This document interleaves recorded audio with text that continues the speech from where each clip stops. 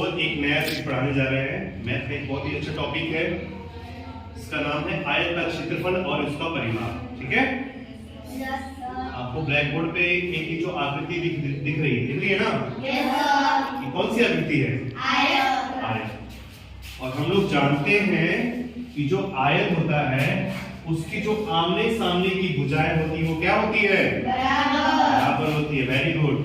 अगर ये भुजा जितनी रहेगी उतनी ही इसके सामने वाली भुजा भी रहेगी, और जितनी भुजा ये रहेगी उतनी ही इसके सामने वाली भी रहेगी। ठीक है, तो देखिए आज हम लोग सीखेंगे आयत का क्षेत्रफल निकालना और उसका परिमाप निकालना। ठीक है, तो चलिए सबसे पहले हम लोग क्या करते हैं, आयत का लंबाई और चौड़ाई यहाँ पे लिख देते हैं कुछ भी अपनी तरफ से। मान लीजिए आयत का जो लंबाई है वो है 12 सेंटीमीटर और आयत का जो चौड़ाई है वो है 10 सेंटीमीटर। तो हम लोग यहाँ पे जानते हैं कि जब ये भुजा 12 सेंटीमीटर की है तो इसके सामने वाली भुजा भी कितनी हो जाएगी? 12 सेंटीमीटर। तो जब ये भुजा 10 सेंटीमीटर है तो ये भुजा क्या हो जाएगी? 10 सेंटीमीटर। उससे पहले हम लोग क्या करते हैं, इन भुजाओं का नामकरण भी कर देते हैं। इसको दे देते हैं ए, इसे बी, इसे सी और इसे डी। ठीक है, हमारे सामने भुजा का नामकरण हो गया है और उसके बाद इसकी लंबाई और चौड़ाई भी हमको दिख रही है। अब हमको निकालना है आयत का क्षेत्रफल। हम लोग निकालते हैं आयत का क्षेत्रफल। ठीक है,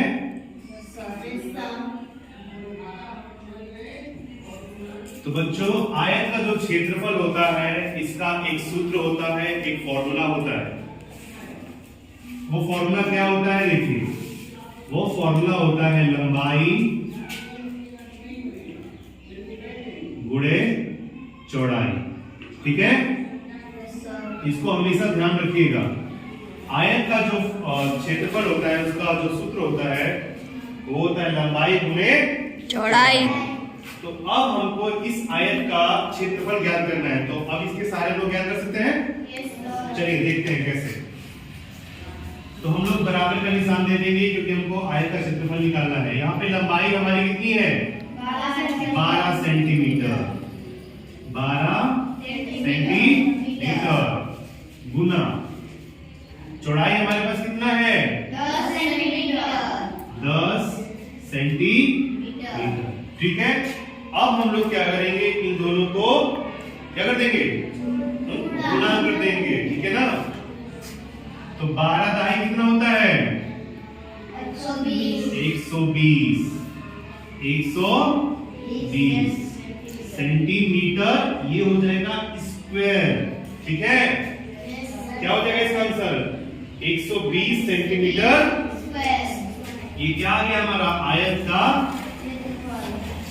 क्षेत्रफल। आयत का क्षेत्रफल।